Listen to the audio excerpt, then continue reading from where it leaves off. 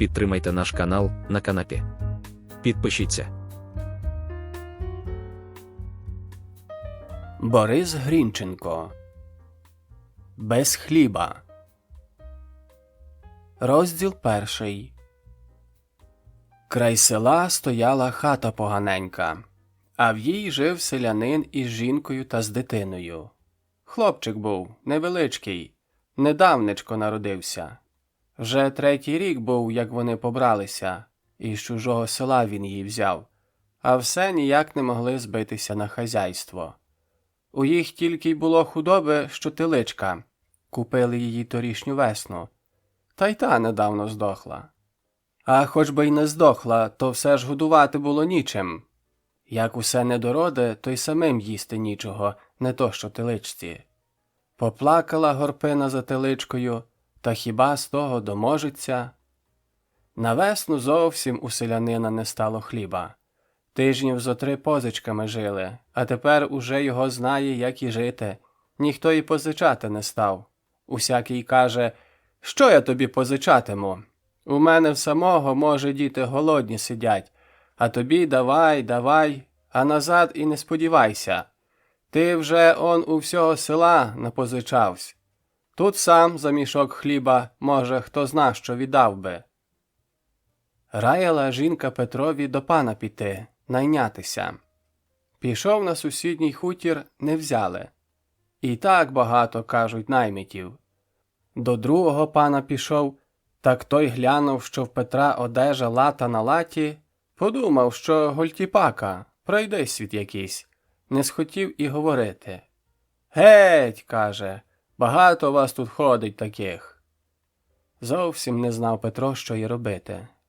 У кого коняка була, так хоч возити панські дрова з лісу наймалися, а йому й того не можна. Одного ранку встала Горпина вдосвіта. Дитина ще спала.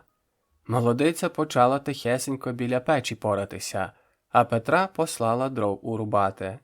Порається, а сама думає: якби цей тиждень так-сяк перебутися, а там, може, поміг би Господь, то поїхала б до батька, в сироватку. Може б вони хоч з мішечок дали. Лихо без коня. То сіла, поїхала, та й годі. А тепер, поки то випрохаєш у кума того коня. Відчинилися двері. Петро вніс дрова, додолу кидає. «Та не грюкай, бо так, дитину збудеш», – каже Горпина. Розтопила молодиця в печі, постановила горщики. Тоді підійшла до діжки з борошном і глянула. «Петре, а Петре!» «Га! А що ми оце робитимем?» «Як?» «Борошна тільки на раз, та й то хлібини на 2. Помовчав Петро і далі каже: «Що ж його зробиш? Я вже й сам не знаю». «Хіба ще піти попрохати?»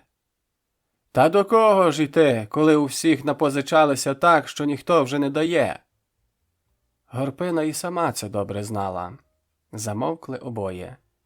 Прокинулась дитина в колисці. Молодиця взяла її на руки і почала годувати. Воно вхопилося голодне та й кинуло. Молока нема. Тільки ще дужче заплакало.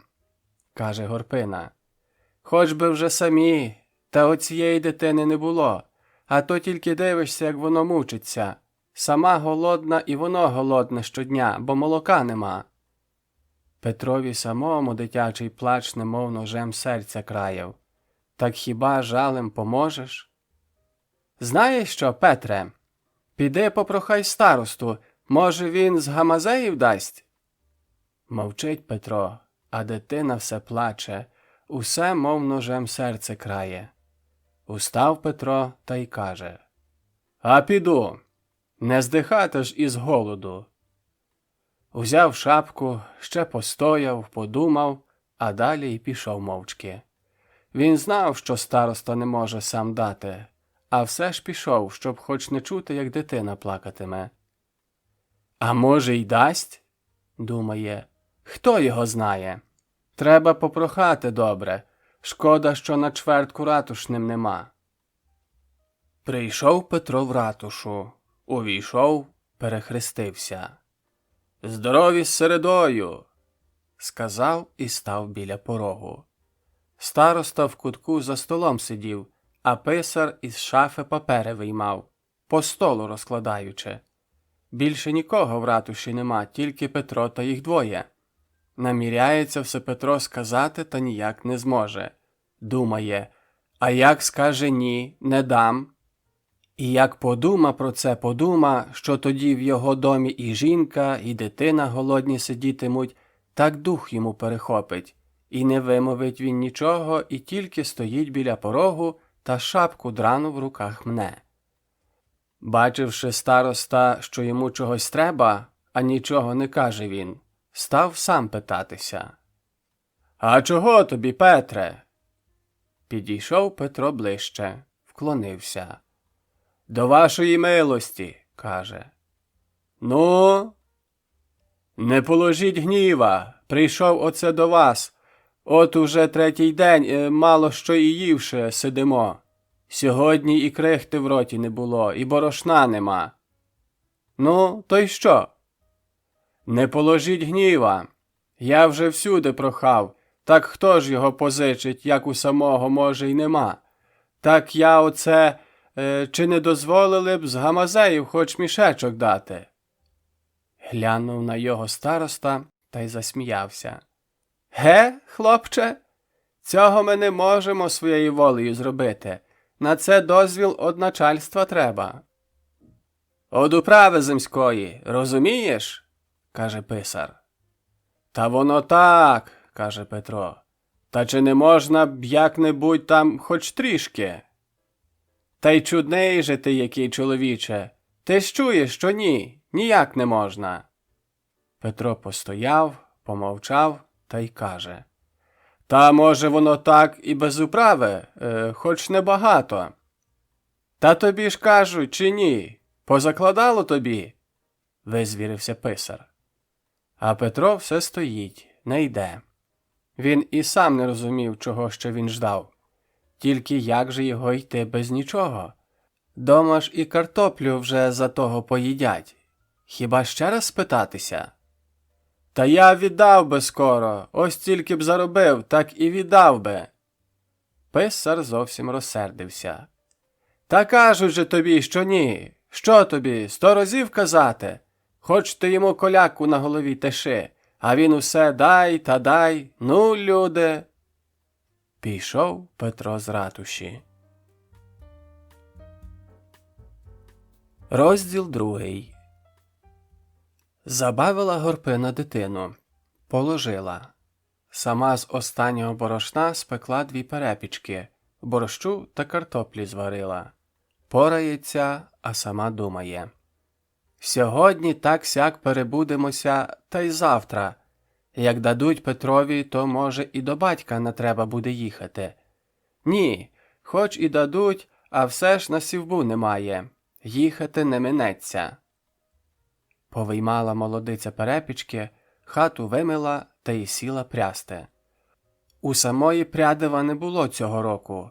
Сіяти не мали де. Так чуже брала від повісма. Усе за тиждень яких днів 40 ківки заробить, а то й копу.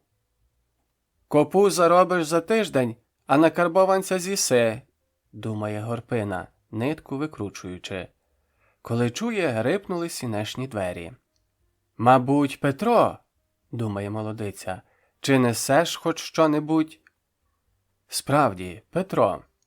Увійшов мовчки, сів на лаві і нічого й не каже. Позирнула Горпина на його і відразу вгадала, що дурно він ходив. «Петре», – каже, – «нічого не дали?» «Кажуть, що без панів земських не можна», – понуро відказав Петро. Мовчать обох. Петро, похнюпивши голову, сидить сумний, а Горпина схилилась на прядку і не пряде вже. Глянув на неї Петро. Така вона змучена, зовсім змарніла. Так жалко йому стало її. Підійшов до неї, обняв та й каже. «Годі, голубко моя, годі, не журись». Підняла очі Горпина, а в очах сльози. Ми то перетерпимо, каже. А дитина як? Яково їй терпіти? Та й заплакала Горпина тихо. Згодом озвалася знову. Та вже ж така, мабуть, наша доля. Як Бог поможе, то й перетерпимо. То розважити жінку хотів Петро, а тепер чує, як у самого на серці все важче та важче стає. А як сказала вона, що терпіти треба, то й не вдержався. Та доки ж його терпіти? Аж скрикнув. Уже ж і так, здається, дня не минає, щоб не терпіли. Та вже ж, мабуть, так Бог дав, знову каже Горпина. Петро насупився. Та хіба ж ми вже такі грішні?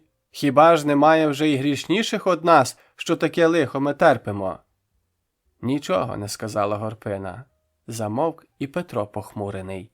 Мовчить, а думи снуються в голові. Хіба ж то правда? Навіщо ж мусимо з голоду вмирати? Староста не дав, а як сам, то хіба не бере відтіля ж? Торік же вкрав 1/4 ячменю. Вони крастимуть наше добро, а ти з голоду вмирай, і дитина нехай умирає. Та й обняла Петра злість. Така злість у його в серці заворушилася відразу на старосту, що й не сказати. Він у достатках, Петро думає, та ще й краде, а я голодний, то що мені робити? І хто зна, що зробив би він старості, так запалилося. Схопився похмурий з місця і пішов з хати. По двору блукає, а думка не кида. Не вмирати ж із голоду. Моє ж добро, не чиє там, бо і я ж туди сипав. А тепер, як мені їсти нічого, так дати не можна. Ну, так я ж у вас не прохатиму, я й сам без вас візьму. І скільки він не думав, то все одно в голові стоїть «візьму». Не чуже ж я візьму, а своє. Коли не дають самі, треба криткома брати. І так він потроху до тієї думки звик, що зовсім не лякався її. Спершу йому здавалось аж страшно, як він про це думав, а тепер і дарма, звик. І як звик і не став цього зовсім боятись, тоді наважився зробити так, як надумав. «Піду, дірку в гамазеї продовбаю та й наточу», – думає Петро. Тільки як про це Горпині сказати? Він знав добре, що вона зроду того не схоче. Знав, що хоч як її вмовляй, а на це не підмовиш. А що ж його більше робити? Він бачив округи себе лихо, а не міг тому лихові запобігти. Бачив, що й люди не хотіли йому помочі дати. Он староста краде, а йому так не дав. Усюди неправда. І тепер йому не здавалося гріхом украсти. А все-таки боявся казати про це Горпині, бо почувався, що і він не по правді робить. А Горпина стала помічати, що з Петром робиться недобре щось. Все похмурий та смутний ходить. Почне вона питатися, нічого не каже, або «Та так, щось голова болить». Іноді ж гляне понуро так на неї та й одмовить. А з чого ж його веселому бути? Бачила молодиця, що не такий став Петро, а запобігти лихові не знала чим, тільки журилася ще дужче. А тим часом хліба вже не було. Картоплю всю поїли. За того вже зовсім нічого їсти буде. До батька не довелося Горпині поїхати. Коня ніхто не дав, а пішки хіба ж легко 40 верстов до сироватки пройти та ще й з дитиною. А покинути дома її не можна, і так ледве жива тією краплею молока, а як покинути, тоді і зовсім хто зна, що буде.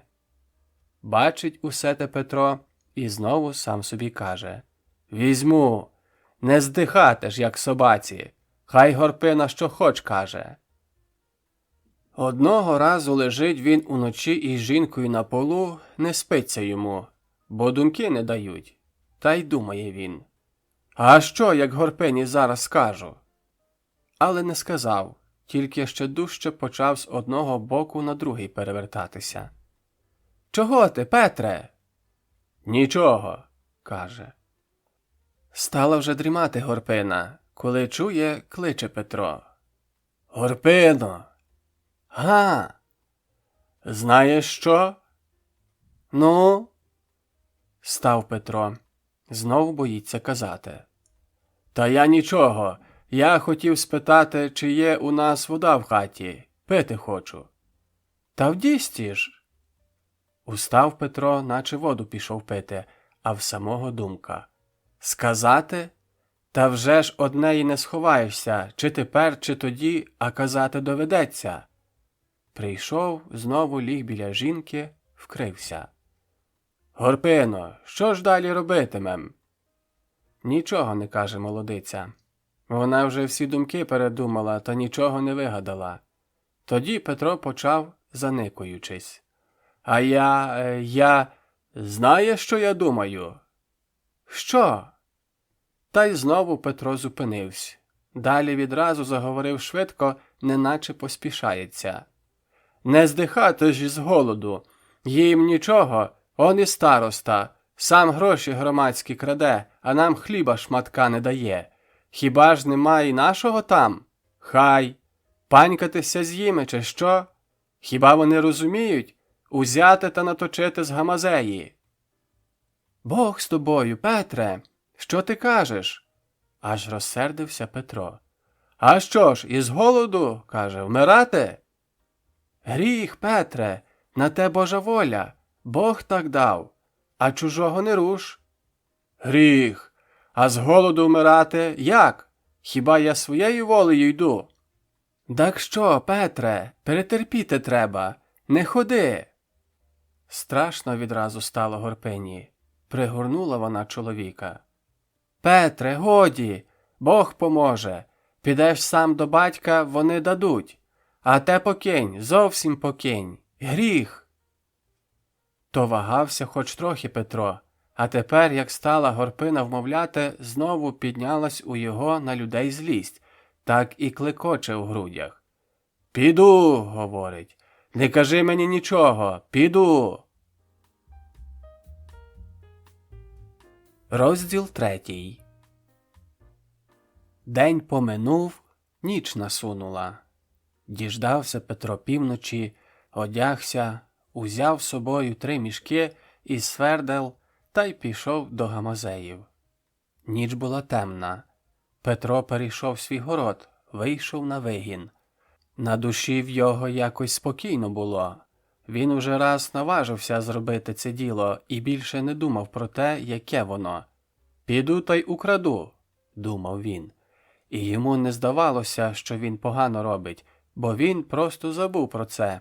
Не начебто про це і думати не було чого. Спокійно та сміливо йшов, нічого не лякаючись. Ось вигін кінчається, щось зачорніло здалека. «Гамазеї», – подумав Петро. «У сторожа гамазинника вже не світиться, будуть повні 3 мішки». Легкою ходою пішов далі. Уже недалеко. Тільки що це? Голосно, дзвінко відгукнувся у повітрі крик. Мабуть, сич. Знову кричить. Нявка. Ні. Це сова. І відразу страшно Петрові стало. Щось перехопило дух, серце застукало в грудях. Він зупинився, став прислухатись. За спиною аж морозом сипнуло. «Піймають! Піймають! Злодій!» І знов одразу наче снігом обсипало. То сміливий був і спокійний, а тепер усе те зникло. Він увесь тремтів. «Йти чи не йти?» – думав він. «А як піймають?» Він знову почав прислухатися. Але навкруги всюди було так тихо, що він міг чути, як у його в грудях колотилося серце. «Може, вернутися? А завтра знову будемо без хліба. Ні вже. Піду». І він тихо-тихо почав прокрадатися до гамазеїв. Підійшов до їх, ще раз озирнувся округи. В темряві нічого не видко. Тоді поліз під будівлю. Щороку, сипавши зерно у засіки, знав, з якого вони боку. Обережно підліз він до того місця і ліг на спину. Тоді наставив свердло і почав вертіти. Сухе дерево трохи затріщало. Петро зупинився, прислухаючись. Далі знов почав робити. Свердло глибше та глибше влазило в дерево. Незабаром і дірка буде. Петро з усієї сили натиснув на свердло, лежачи на спині. «Агов, Семене! 112 кіп!» Петро здригнувся. «Хто це? Сторож?» Серце колихнулось у грудях, а далі немов застигло. Петро слухав. Холодний піт виступив у його на лобі. Він так і закам'янів, піднявши руки вгору до свердла. Знову чути: «Семене, Семене, а що б тобі? Ну, я й сам, хіба мені що? Не вмію заспівати? 112, гей!» Ой там за байраком танцювала риба з раком. П'яну пісню чути було біля самої Гамазеї. І як хтось іде чути. «Та гей, танцювала риба з раком, а цибуля...» «Тю на твого батька! Чого сюди? Ні, я сюди не хочу, додому піду. Гей, а цибуля з часником, а дівчина з козаком». П'яний пішов. Голос і хода затихли. Петро не ворушився.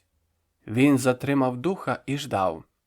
Ось уже нікого не чути. Він ще прислухався. Ні, нема нікого. Тоді останнім натиском він довертів дірку. Налапав мішок, підставив, витяг свердло. Зерно сипнуло.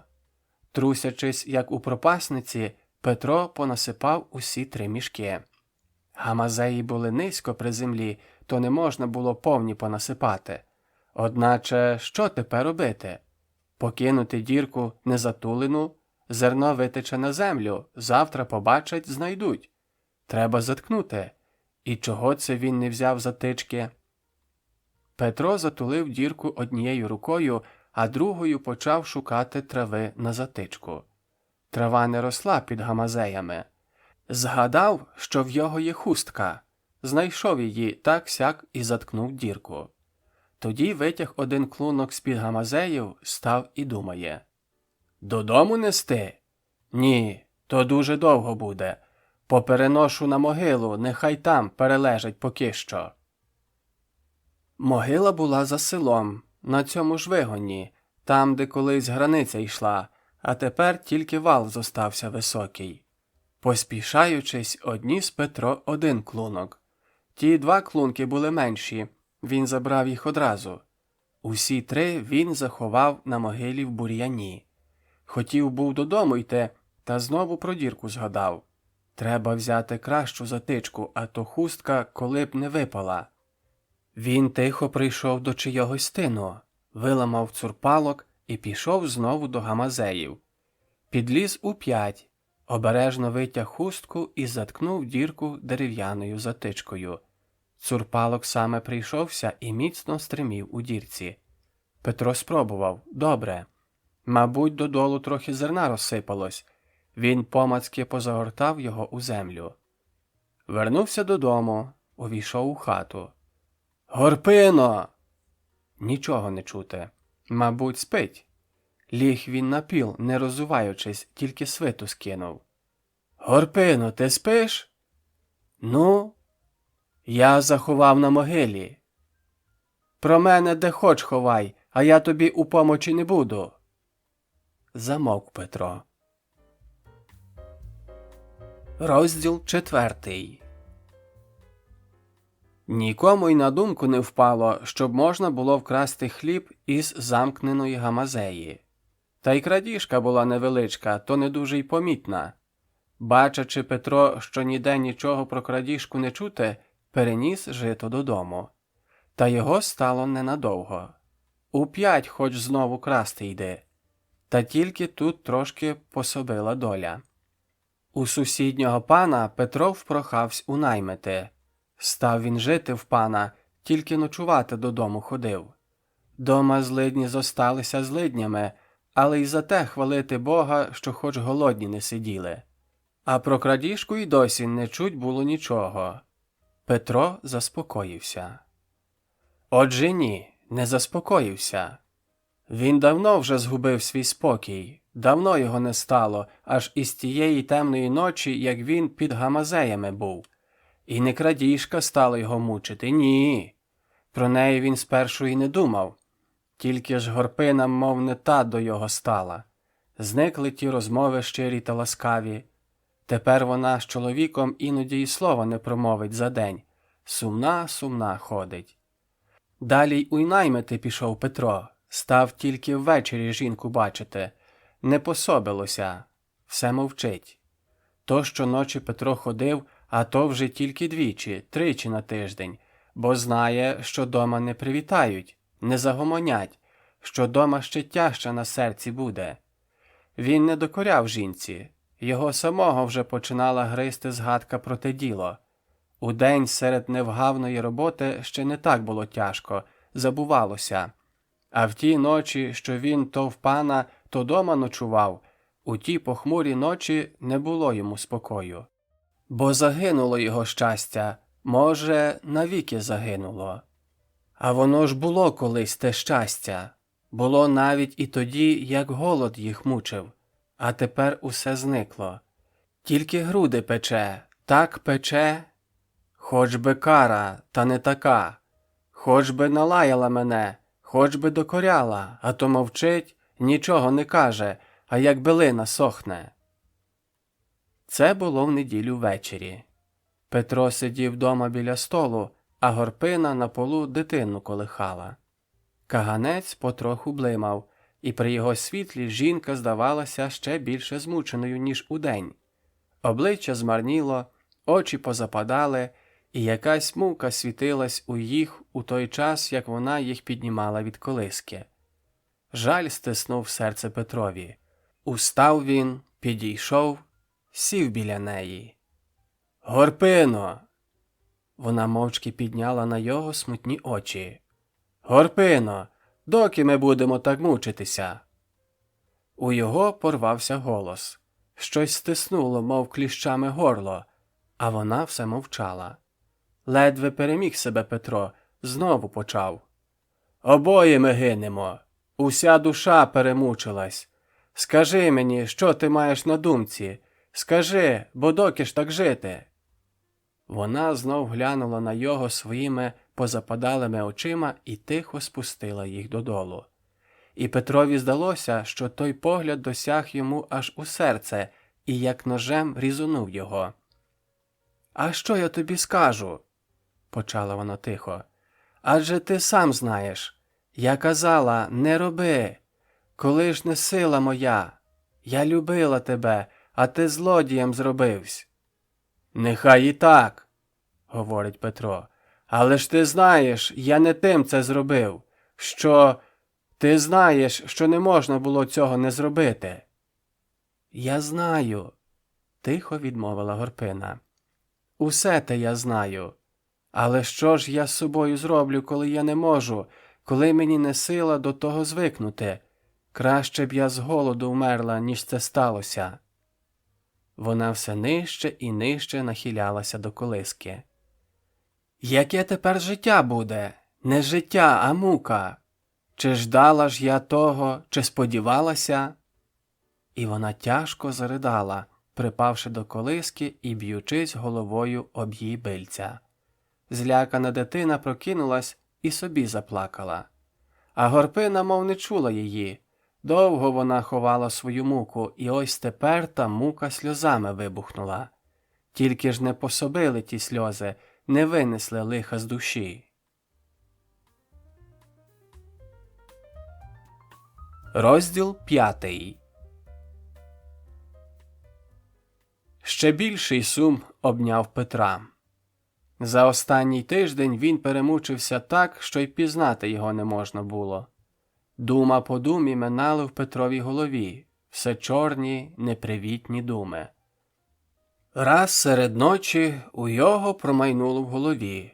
Признатися? В острог замкнуть. Там зі злодіями, з розбійниками. А хіба він сам не злодій? Ну й нехай у пута закують, поведуть. А син? А Горпина? Що тоді з сином буде? Що? А тепер хіба краще? Тепер мені жінка не жінка, наче й дитина не моя дитина. Гірше не буде, та хоч Горпині, може, полегшає, як мене не бачитиме. І що більше він думав про це, то все дужче хотілося йому все розказати, крикнути «Це я!». І в його обертом ішла голова. Він ходив зовсім як несамовитий, і його позападалі очі іноді так страшно блищали, що Горпина часом лякалась його. І ось настав час, наважився він. Це було в неділю. Строк у пана він уже вибув і жив дома. Він устав рано і мовчки почав справлятися біля хазяйства. «Хіба все сказати їй?» – думав він. «Ні, якось страшно. Нехай довідається сама, як уже зроблено буде». І він вештався на дворі, не ввіходив у хату, бо йому тяжко було бачити жінку. Так-сяк перебувся до обіду. По обіді одягся, глянув на Горпину і знову подумав. «Сказати?» Вона мовчки поралася біля печі і не дивилася на його. Він одвернувся, перехрестився і пішов з хати. Горпину здивував Петро тим, що, йдучи, помолився. Але вона не зупинила його. Їй тяжко було з ним розмовляти. Вона і тепер любила його, і тим то ще тяжче їй на серці було тоді, як вона пригадувала, що її чоловік – злодій. Петро тихо йшов до волості. Його перестрівали люди, а він і не бачив їх. Так опанували його думки.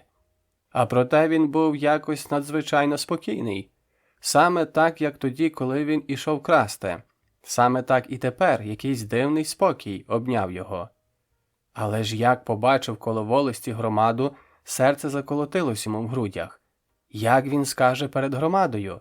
Хіба підождати, поки розійдуться, та сказати самому старості? Тим часом він наближався до громади. Він і сам не пам'ятав, як протовпився поміж людей аж до рундука. На рундуці стояв писар і щось читав. Петро став ждати. Писарів голос відбивався у вухах, але ж слів зрозуміти він не міг. Та він і не силкувався прислухатись до їх. Голова йому палала. «Що це?» Громада загвалтувала. Це писар дочитав. «Уже час». Він зняв шапку і почав. «Люди добрі!» Громада трохи вщухла. «Петро щось каже, слухайте!» «Та чого там йому треба?» «Та слухайте вже, що чоловік каже!» Петрові перехопило дух. Він ледве дихав. «Люди добрі, простіть мене, бо я злодій! Я вкрав з Гамазеї!» І те промовивши, він упав до ніг громади. Громада ледве зрозуміла, завіщо Петро зве себе злодієм, бо нікому й на думку не впало, що з Гамазеї вкрадено. Писар звелів був арештувати Петра, та громада не дала. «Це наше добро, наш і суд!» – гукали люди. Але громада нічого не зробила Петрові. Він набрав 3 повних мішки хліба і одвіз у Гамазеї. І немов удруге на світ народився тоді. Громада не розумом, а якось серцем почула, як Петро міг дійти до такого діла, і ніхто більше не згадував про його. Сам Петро потроху заспокоївся. І Горпина знов стала його Горпиною, такою, як і перше була. І стали вони знову жити, як жили. 1884 рік. Підтримайте наш канал на канапі. Підпишіться.